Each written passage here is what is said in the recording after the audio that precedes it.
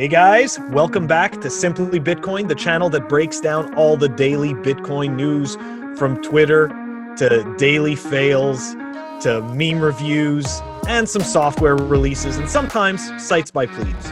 But before we get started, drop us a like and subscribe. All right, we're going to kick it off with the Clark Moody dashboard. All right, so block height of 651,878. We're looking at a price right now of 10,898. Nice little bump. Chain rewrite days, 520. And total lightning capacity, 1,094.02 BTC. Dude, it went up 80 Bitcoin from yesterday. I know.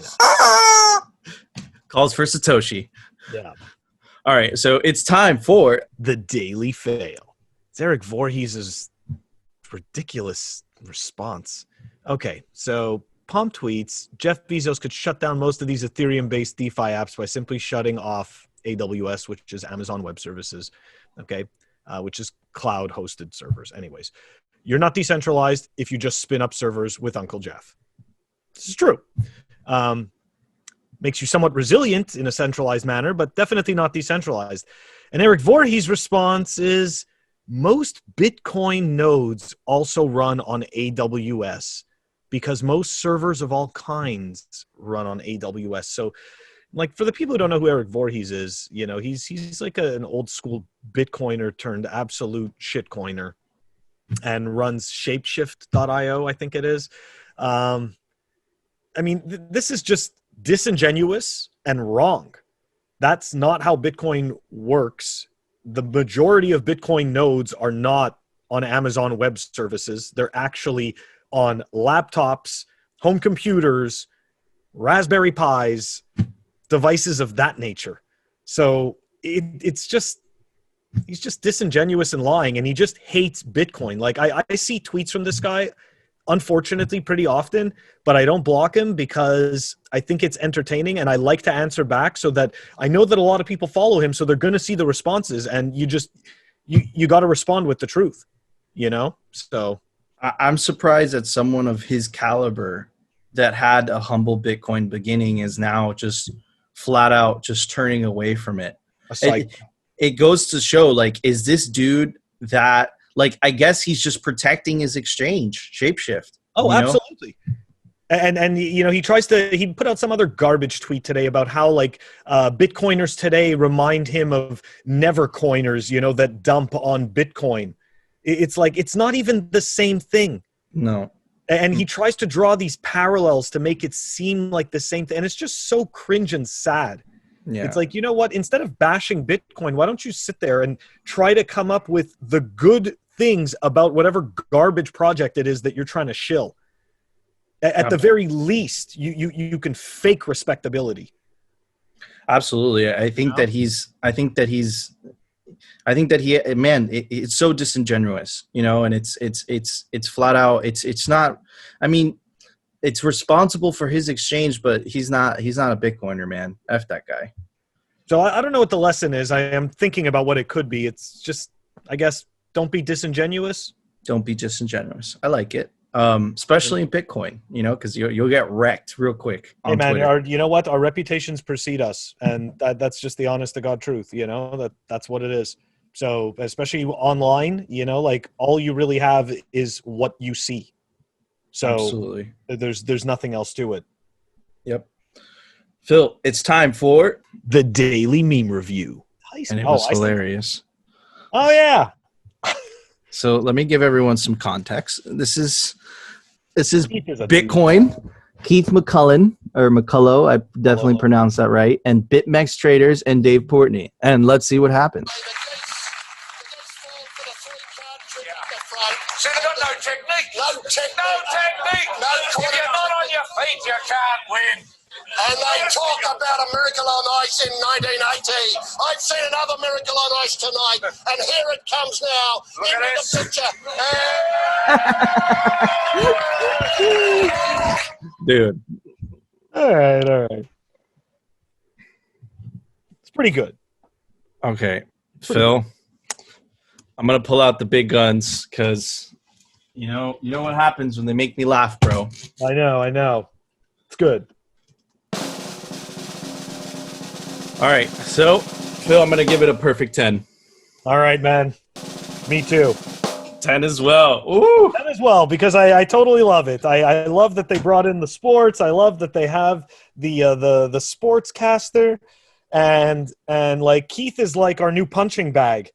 So that's pretty funny. Yeah, Keith. For the people who don't know, Keith McCullough, he's either a hedge fund manager or whatever it is, and what is it, hedgeye.com or something like that. He's been dumping on Bitcoin and talking about some made-up garbage that he pretends has some meaning, like surprised Bitcoiners don't know about Quad 4. It's like, dude, nobody knows what you're talking about. You're completely irrelevant. So either post a freaking link, or shut up and go away. Yep. Oh, God damn it. Those weak shitcoiners. Phil, it's time for the Daily News, sponsored by...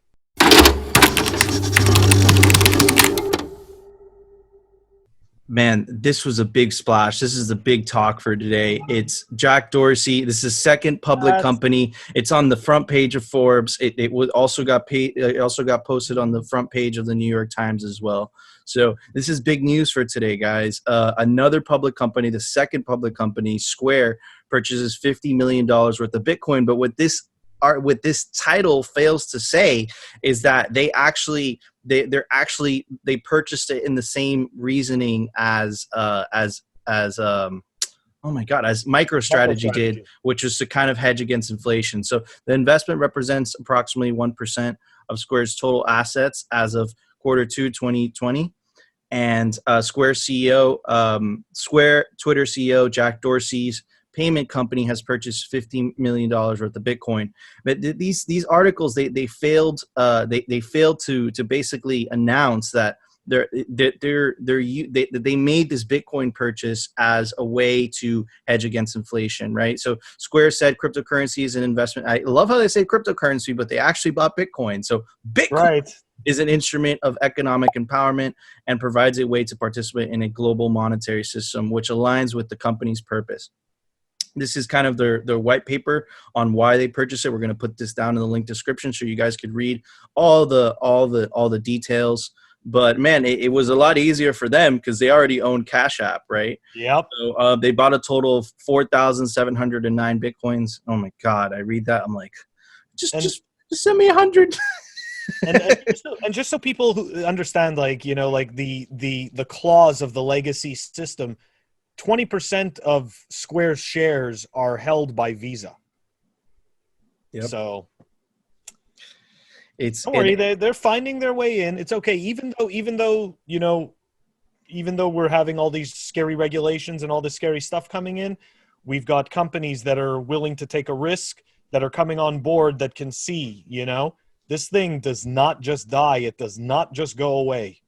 Absolutely, and I completely agree with you, Phil. And I found this part interesting in their investment white paper, and it was really interesting, Phil, is because they're self-custodying this Bitcoin, which is amazing. They're not relying on a custodian, and they actually open source, the tools for their Sub-Zero hardware security module. And for anyone who doesn't know what that is, essentially, all the payment networks, the traditional payment networks, they use these modules to kind of store already encrypted information, right? So any encrypted information that these payment providers store, like your credit card numbers, all that, if it gets stored in the cloud, like on a server, it gets stored in these hardware security modules. So they're like really big, fancy hardware wallets, essentially. So, and it's really cool because they open source their solution, hopefully for other companies to follow that step and not have to rely on a custodian, because that kind of defeats the whole purpose of holding Bitcoin, right? Yeah. So I found that super interesting. And the second piece of news for today was also really cool. It's kind of some bull porn, but we'll kind of finish up the episode in something a little bit more light. And the Bitcoin hash rate just hit a new all-time high. It touches 170 exahashes for the first time in history on the hourly chart. This is an increase of around 40% since the halving in May. Guys, this is absolutely crazy, absolutely insane. Cool. Historically, the price has always followed the hash rate. Number one, that's speculative, so you should, but don't listen to me. Yeah, it's a pattern that has emerged, but doesn't mean that it's a guaranteed constant. Exactly. So, take that with a grain of salt, but this is super bullish for me because I'll just point out one point, Phil, and I'd love to get your feedback on it.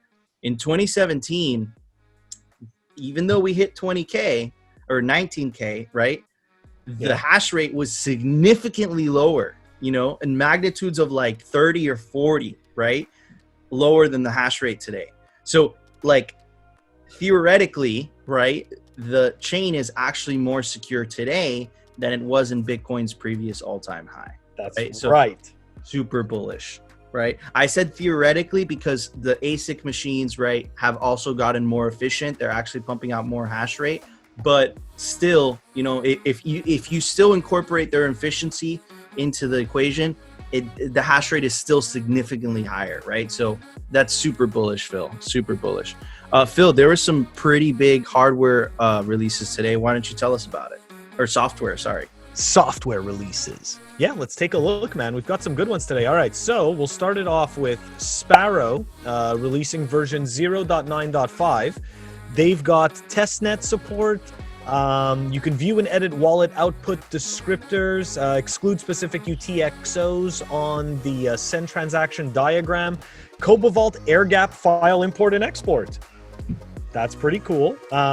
They've got import and export of XPubs with QR codes. They've added slip-0132 YPub ZPub support, and that's all on the GitHub.